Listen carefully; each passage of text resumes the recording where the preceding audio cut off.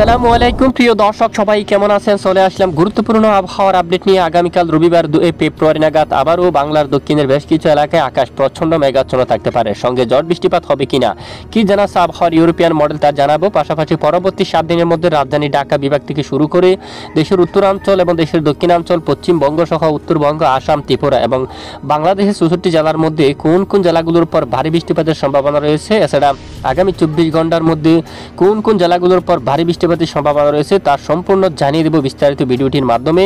আশা করি ভিডিওটি না টেনে শেষ পর্যন্ত দেখবেন, ভালো লাগলে লাইক করবেন।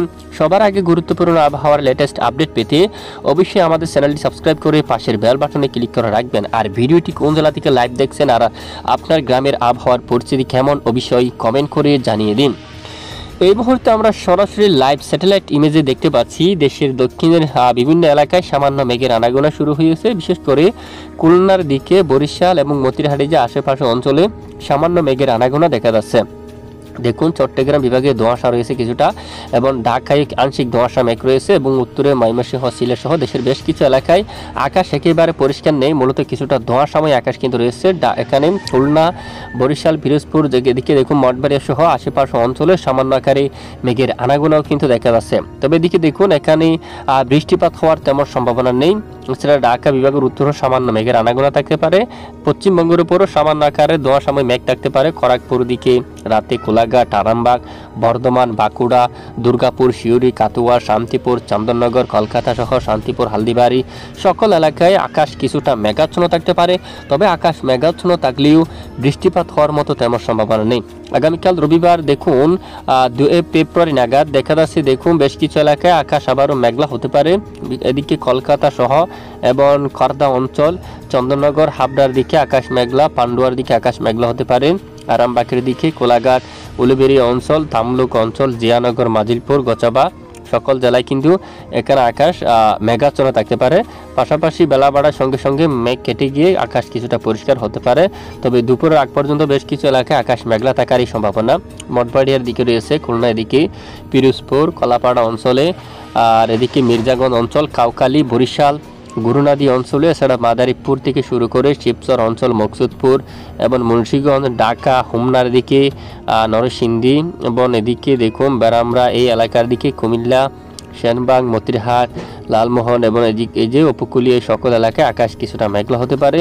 কক্সবাজার, কুতুবদিয়া এবং এদিকে দেখুন সাতকানিয়া, চট্টগ্রাম, হাটহাজারী, ফটিকছড়ি, মানিকছড়ি এই সকল এলাকায়, ছাগলনাইয়া, পেনি, মেরসরা, এখানে হাতিয়া সহ এই সকল এলাকায় কিন্তু আকাশ প্রচণ্ড আকারে মেঘাচ্ছন্ন হতে পারে এবং এরপরে ধীরে ধীরে বেলা বাড়ার সঙ্গে সঙ্গে মেঘের ঘনত্ব অনেকটাই কেটে যেতে পারে। কিছু কিছু স্থানে দক্ষিণা বাতাস প্রবেশ করবে।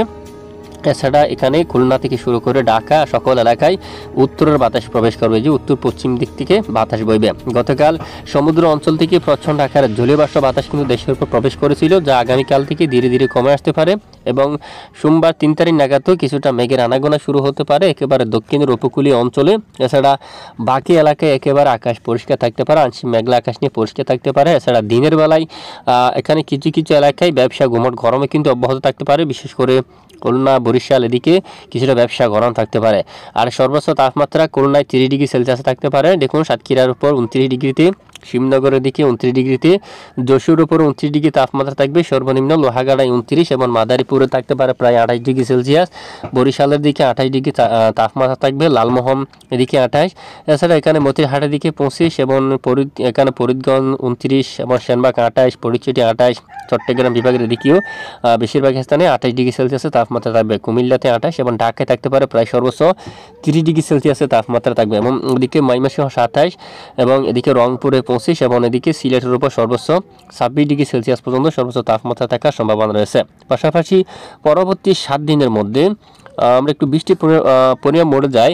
পরবর্তী 4 দিনের মধ্যে বৃষ্টিপাতের সম্ভাবনা নেই এবং পরবর্তী 8 দিনের মধ্যেও এই যে বাংলাদেশের কোথাও বৃষ্টিপাত হওয়ার মতো সম্ভাবনা নেই। একেবারে বেশ কিছু এলাকায় আংশিক মেঘলা আকাশ নিয়ে পরিষ্কার থাকতে পারে, বৃষ্টিপাত হওয়ার মতো সম্ভাবনা কিন্তু নেই। যদি পরবর্তীতে আপডেট আসো বেশি জানাবো, সঙ্গে থাকবেন।